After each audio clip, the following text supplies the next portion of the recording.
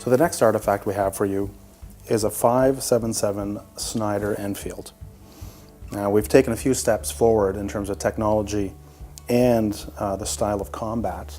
The Enfield is rifled, which lends itself to aimed fire, and also had a fully contained cartridge as opposed to the muzzle loading of the Brown Bess.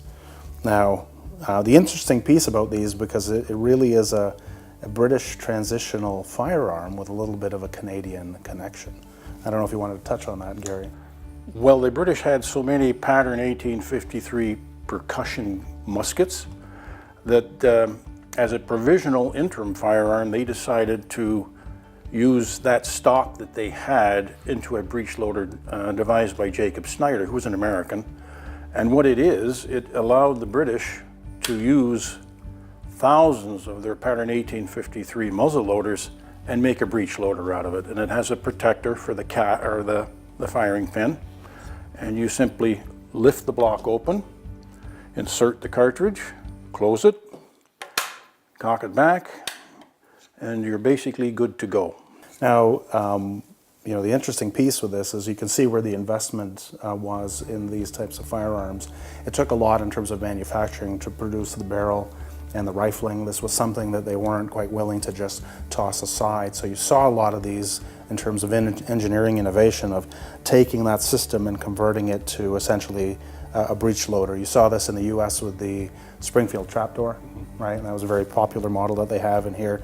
In terms of the types of use in fire, the 5.77 cartridge, very heavy, 500 plus grains of lead, a lot of black powder behind it, slow moving, but very effective at the I'd say 100 to 200 yard range. You could reach out to 300 yards if you wanted to, yeah. Now, with the Brown Bess, if you looked at the front, you would take a look at this and you would think it was a front sight. On the Snider, it actually is. Now, it does function in both capacities because, like many engagements, they would start at a distance with aimed fire and would typically progress to, again, physical contact via bayonet. Contact combat.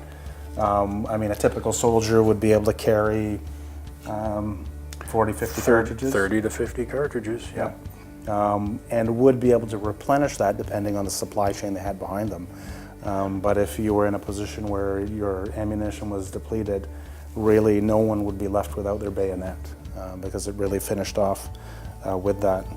The other problem they did start to have in the early cartridge era was extraction, because what happened is the brass was usually a foil wrapped cartridge, so when you pulled the bolt back to extract it, it got stuck in the chamber, effectively rendering the gun useless. So they had to use various methods, whatever they could possibly do, to get the used the cartridge case out of there.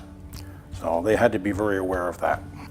So the 5.77 Enfield Snider, transitional firearm utilized by both the British and the Canadians. Interestingly, these were supplied to the Canadians because the Canadian government, called the Dominion of Canada at that time, was concerned about the Fenian raids. So these guns were shipped by the thousands to the Canadian militia. And they're mostly marked DC, Dominion of Canada. And it was in service for up to 30 years before they went to the smokeless powder gun, which we'll get into later. Excellent. Another example, as we said, of another historical artifact, again with a Canadian connection.